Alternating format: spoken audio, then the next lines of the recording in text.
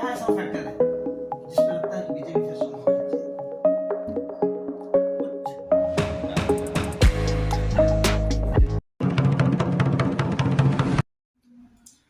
दोस्तों नमस्कार, प्रणाम, जय हिंद, जोहार। मैं हूँ राजेश पांडे और आपने देखना शुरू कर दिया है मुनादी चौपाल। आज मुनादी चौपाल में हमारे साथ हैं छत्तीसगढ़ की पूर्ववर्ती सरकार में राज्य मंत्री रहे बेसरा जी। संघ में काफ़ी लंबे समय तक कई जिम्मेदारियों को निभाया और अब ये भारतीय जनता पार्टी के पॉलिटिक्स कर रहे हैं।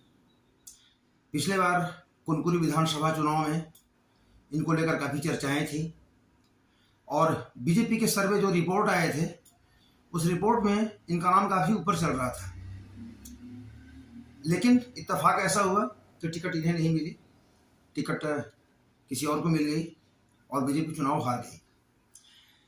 तो आज हमारे पास कई सारे सवाल हैं, पॉलिटिकल सवाल हैं, नॉन पॉलिटिकल सवाल हैं, डेवलपमेंट के मुद्दे पर हम बात करेंगे। तो हमारे साथ है सुरेंद्र बेसरा जी। बेसरा जी, मुनादी चौपाल में आपका स्वागत है। हाँ, नमस्कार। ये संघ में आप काफी लंबे समय तक रहे जी। किस तरह का अनुभव थोड़ा शेयर कीजिए। संघ में मतलब किस तरह से रहा आपका? आप 1988 से लगातार 2013 तक संघ के ही काम किए, कई जिम्मेदार पदों पर हैं। थोड़ा सा शेयर कीजिए अनुभव, किस तरह से अनुभव रहा? विस्तारक से लेकर जिला प्रचारक सरगुजा में रहा, कोरबा जिला में रहा, विभाग प्रचारक रहा, विभाग प्रचारक सरगुजा में भी रहा और रायगढ़ विभाग में भी रहा। रायगढ़ विभाग में जब था तो जसपुर, उसपुर, उनको ये सब क्षेत्र आता था। उसके बाद धर्म जागरण में प्रांत प्रमुख का दायित्व था। धर्म जागरण प्रांत प्रमुख का जब दायित्व था तो पूरे छत्तीसगढ़ प्रांत में मेरा घूमना होता था और सब जगह। फिर 2013 में मैं मुक्त हुआ कि भाई मैं अब संघ कार्य नहीं कर सकता। उसके बाद मेरे को कह के राजनीतिक का काम आप देखिए। राजनीतिक में हमको दायित्व दिया गया, प्रांत का दायित्व। प्रांत में हम अनुसूचित मोर्चा में आमंत्रित सदस्य। राज्य मंत्री का दर्जा भी आपको मिला अंतर व्यवसायी में, वो किस तरह का, कितने समय का कार्यकाल था आपका और किस तरह से? मेरा 3 वर्ष का कार्यकाल था। 14 में बना था, 16, 17, 18 3 वर्ष का कार्यकाल था। उस कार्यकाल में मैं जो अंत व्यवसाय का जो गरीब जनता, उनको आदिवासियों को जो योजनाएं थी उसको हमने नीचे तक ले जाने के लिए कोशिश किया। पिछले बार आप कुनकुरी से आपकी दावेदारी थी। ऐसा कहा जा रहा था कि कुनकुरी में आप कुनकुरी सीट से प्रबल दावेदार थे और संघ ने आपकी पैरवी भी की थी और आपके टिकट नहीं मिलने से संघ के लोग नाराज भी हुए थे। ऐसा कहा जा रहा था, मीडिया में इस तरह की बातें आई थी। तो वो किस तरह का तजुर्बा था, क्योंकि उस वक्त काफी मेहनत की थी यहाँ पर, काफी आप यहाँ पर थे और काफी आपका वो था, सर्वे रिपोर्ट में भी आपका नाम काफी आगे चल रहा था। टिकट कटी कैसे आपके, मतलब किस तरह का वो था? ये ऊपर के कुछ देखे होंगे सर्वे रिपोर्ट, अन्य बहुत से प्रकार के होते हैं, कोई किसी प्रकार में हमें कमी देखी होगी, उससे कटा होगा। और जो आप कह रहे हैं कि आरएसएस नाराज था, ऐसा कोई बात नहीं। आरएसएस किसी से नाराज नहीं होता। लेकिन मीडिया में इस तरह की खबरें आई थी कि मतलब लगातार बैठकें हो रही थी और बैठक में जितने भी यहाँ पर संघ के जो कार्यकर्ता थे और लगातार बैठकें हो रही थी और बैठक में केवल आपका जिक्र होता था, केवल आपकी चर्चा होती थी। यहाँ नीचे के संघ के कार्यकर्ताओं का तो इच्छा था कि भाई साहब बन जाए तो ठीक रहे। तो लगता है हर किसी को लगता था कि हाँ भाई साहब बने, इस प्रकार का। चलिए, एक बार तो चूक हो गई और आपको टिकट नहीं मिला तो यहाँ से बीजेपी हार भी गई। अब इस साल ही चुनाव होने वाला है, अब किस तरह की तैयारी है आपकी? इस बार की तैयारी तो हम जोरों से कर रहे हैं और वो भी बीजेपी को जिताने के लिए कर रहे हैं।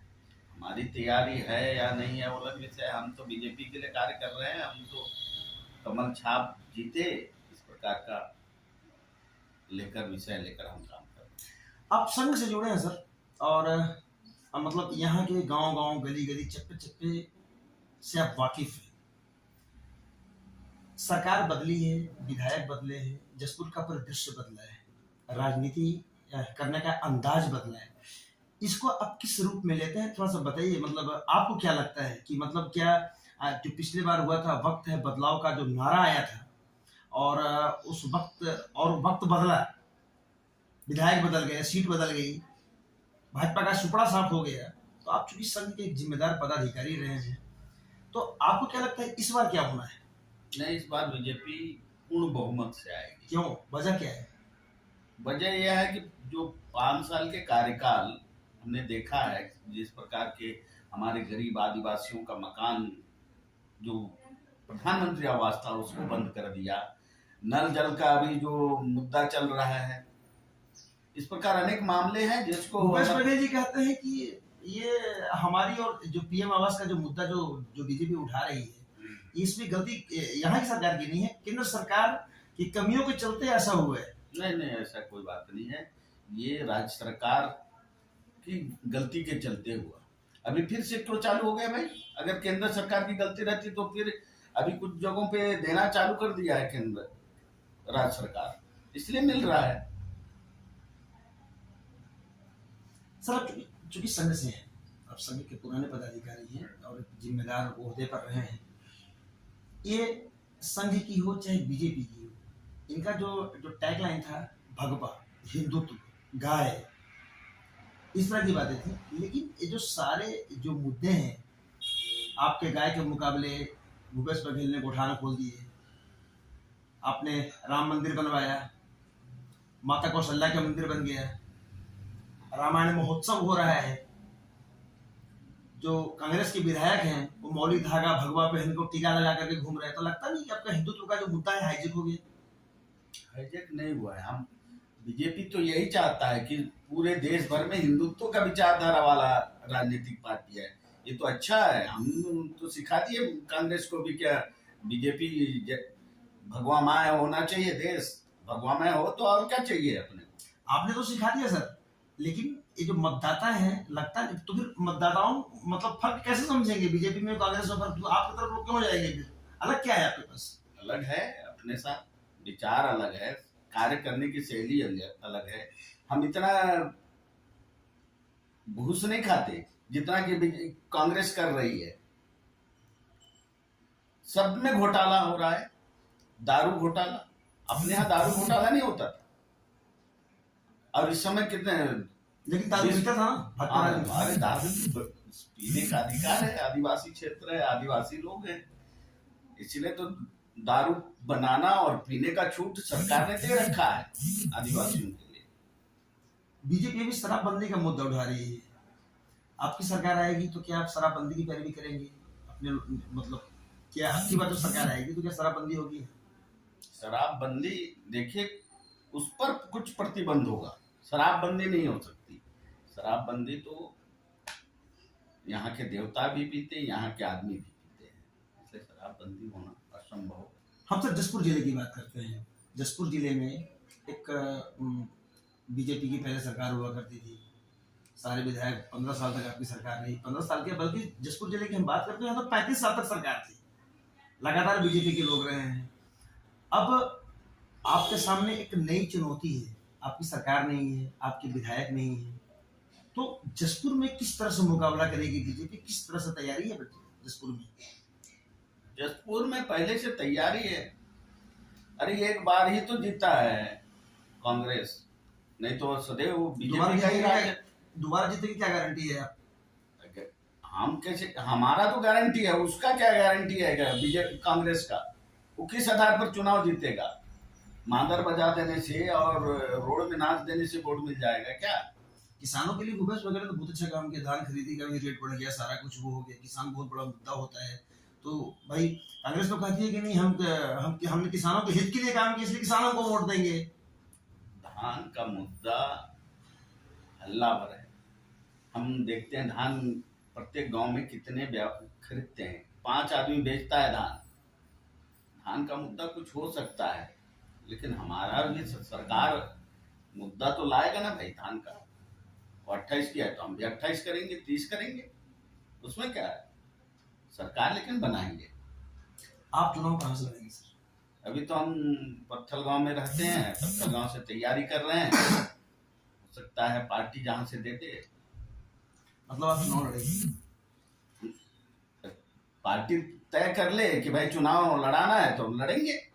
नहीं, आपने कहा कि हम पत्थल गांव में तैयारी कर रहे हैं, तो पत्थल गांव में किस तरह की तैयारी चल रही है? पत्थल गांव में हमारा संपर्क उतना नहीं था, अंदर नीचे लेवल तक समाज के बीच जाना, मंडल तक जाना, पोलिंग बूथ तक जाना, पोलिंग बूथ के अध्यक्ष, उपाध्यक्ष, इस प्रकार सचिव, सब लोगों से मिलना, इस प्रकार का तैयारी है। प्रत्येक पोलिंग बूथ तक हमारा तैयारी है। राम पुकार सिंह काफी सीनियर लीडर हैं और लगातार वहां से चुनाव जीतते आए हैं। केवल एक बार चुनाव होने आ रहा था जब ये कहते हैं कि उस समय स्वर्गीय दिलीप सिंह जीतो की श्रद्धांजलि लहर थी, उस समय बीजेपी वहां से जीती। बीजेपी वहां से कहीं नहीं जीती। अब कौन सा चमत्कार होगा पत्थल गांव में? चमत्कार होने वाला है इस बार। भाई कितने दिन तक चाचा रहेंगे, भतीजा का भी तो नंबर आएगा। अब भतीजा का नंबर आने वाला है। चाचा ने खुद राम पुकार जी ने मुंह खोलकर बोल दिया कि हम चुनाव फिर से लड़ेंगे। तो लड़ेंगे, चाचा लड़ेंगे, लेकिन भतीजा पर आशीर्वाद देकर जाएंगे। हम तो राम पुकार सिंह जी का पैर छूते भी हैं। तो बोले हाँ आयुष्मान बाबा तो नहीं बोल दिया? आयुष्मान दिल का आशीर्वाद तो नहीं दे दिया? अरे पीठ थपथपाते हैं वो, देखे। पत्थल गांव में क्या ऐसा फैक्टर है जिस पे लगता है कि बीजेपी फिर से चुनाव जीत जाएगी? कुछ जातिगत फैक्टर है। इतने वर्षों से कांग्रेस वहां शासन कर रही है, जिसका विरोध है। उन्होंने किया कुछ नहीं, फिर जीतते कैसे हैं वो लगातार जब किया कुछ नहीं? वही तो सम्मान है उनका, व्यवहार अच्छा है, सब चीज अच्छा है, लेकिन काम के कम, इसलिए आदर है, सम्मान है। और एक गुण समाज के होने के चलते गुण समाज के लोग उनको वोट दे जाते हैं। कहते हैं गौड़ समाज की जो मतदाताओं की संख्या वो बहुत आयत में है और आप भी गौड़ समाज से बिलोंग करते हैं। जी जी जी। तो क्या एक गौड़ फैक्टर इस बार समाज का फैक्टर आएगा? समाज का फैक्टर दो भागों में विस्तृत होगा तो हम तो जीत जाएंगे। मतलब पत्थल गांव इस बार बीजेपी की झोली में जाएगी, आपको ऐसा लगता है? जी जी जी, बीजेपी के झोली में जाएगा ही, चाहे वहां भूपेश बघेल जी आ जाए, चाहे कोई भी लड़ ले। इस बार बीजेपी के। और आप विधायक बनेंगे? जी जी, विधायक बनेंगे या नहीं बनेंगे तो पार्टी बताएगी, लेकिन अगर हमको टिकट मिलता है तो हम जरूर विधायक बनेंगे। पिछले बार कुनकुरी विधानसभा में आपकी बहुत तगड़ी फील्डिंग थी, नेटवर्किंग बहुत अच्छा था, कार्यकर्ताओं को अपने तैनात कर दिया था। क्या इस बार कुनकुरी से अगर मौका मिले तो यहाँ से भी लड़ लेंगे, इस प्रकार कुछ नहीं है। जहां से पार्टी देगी वहां से हम तैयार हैं। जी जी। तो हम ये कहें कि आपकी तैयारी भी पूरी है और पार्टी की भी तैयारी पूरी है? जी, लगता तो है। मतलब आप भी तैयार हो गए हैं ना? हम भी तैयार हैं, पार्टी तैयार है या नहीं है तो उसी समय पता चलेगा, 15 दिन पहले पता चलेगा पार्टी तैयार है। तो क्या ये पार्टी, अच्छा एक बात और है जो एक मतलब एक बड़ा सवाल है, स्टेट मतलब एक प्रदेश की हम बात करें तो आदिवासी मुख्यमंत्री का फैक्टर होगा क्या इस चुनाव में? नहीं, ऐसा कुछ नहीं है। आदिवासी फैक्टर मुख्यमंत्री का फैक्टर नहीं है। जो भी ऊपर निर्णय होगा, जो योग्य होगा वो मुख्यमंत्री लायक होगा। ऐसा पहले से धारणा बना के चलना भी अच्छा नहीं है। आदिवासी कौन मुख्यमंत्री हो सकता है, कौन नहीं हो सकता है, ये तो ऊपर तय करेगा। मतलब योग्य मुख्यमंत्री चाहिए। जी जी, योग्य। तो दोस्तों, ये थे हमारे साथ सुरेंद्र मिश्रा जी, संघ के पुराने पदाधिकारी, एक जिम्मेदार ओहदे पर रहे और अभी इनका कहना यह है कि भारतीय जनता पार्टी की भी तैयारी चुनाव की पूरी हो चुकी है और इन्होंने भी अपनी तैयारी पूरी कर ली है। पार्टी जहां से भी टिकट देगी ये चुनाव लड़ने को तैयार हैं। तो इश्क जारे दिल आज ये रोता है क्या, आगे आगे देखिए होता है क्या। ये चुनाव है और ये राजनीति है। राजनीति में लास्ट आवर नहीं पता चलता है कि क्या होने वाला है, क्या कुछ होना है। तब तक के लिए बने रहिए हमारे साथ। और देखते रहिए आपका अपना चैनल मुनादी चौपाल राजेश पांडे के साथ, और पढ़ते रहिए munadi.com the voice of voiceless. नमस्कार।